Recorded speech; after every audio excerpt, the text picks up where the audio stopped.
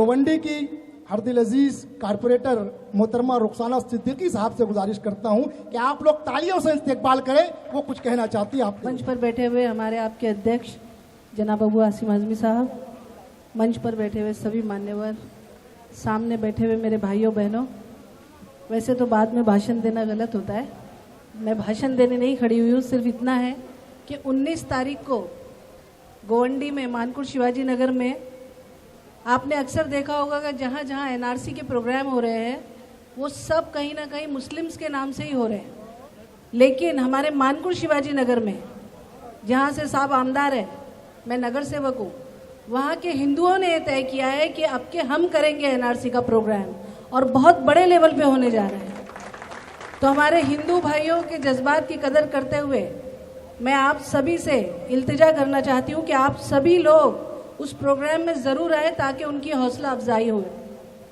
और एक छोटी सी एक बात बताना चाह रही थी मैं,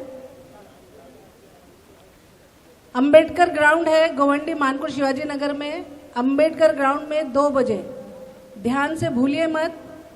जब कहीं भी ऐसा प्रोग्राम हो तो मैं समझती हूँ जब भी आपको व्हाट्सएप पे या किसी के ज़रिए मालूम पड़े, बिना बुलाए इस प्रोग्राम में ज़रूर जाइए। ना जाति धर्म देखिए और ना ही कोई पार्टी पॉलिटिक्स, अगर हम लोग को इस देश में इज्जत से रहना है तो, क्योंकि जिसके हाथ में सत्ता चली गई, आप सभी को पता है वो कितना बड़ा झूठा इंसान है कि नहीं। गलत आदमी के हाथ में सत्ता चली गई है तो उसको वापस लाना है। एनआरसी और सीएए, आपको पता है कि यहाँ का हिंदुस्तान का हिंदू होशियार हो चुका है, आज वो समझ चुका है कि हमारा वोट गलत जगह चला गया, हमने गलत इंसान को पीएम बना लिया, इसीलिए वो बाहर के हिंदुओं को यहाँ पर लाके उसके वोट लेना चाहता है।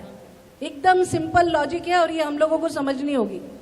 बाहर से ला रहे हैं उसका वेलकम है, लेकिन हमारे लोगों को अगर बाहर भेज रहे हैं उसका हम लोगों को विरोध करना है।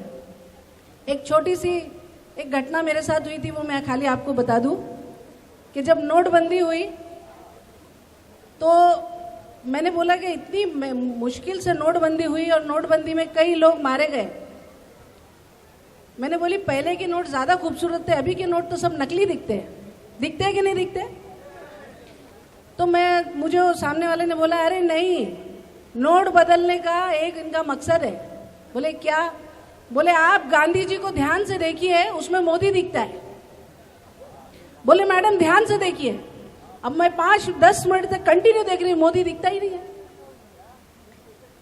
तो मैंने उसको बोली, जो मेरे से बात कर रहे थे, मैंने बोला कि गांधी जी में मोदी कभी दिख नहीं सकते, क्योंकि गांधी जी ने अपना कोट और सूट जला दिया था, धोती कुर्ता पहना था ताकि हम लोगों को अपना हक दिला सके।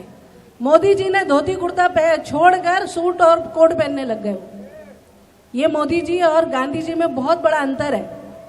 तो सभी से इतना ही निवेदन है कि आप सभी लोग 19 तारीख के दिन 2 बजे मानकुर शिवाजी नगर में आइए और सारे हमारे हिंदू भाई की हौसला अफजाई कीजिए।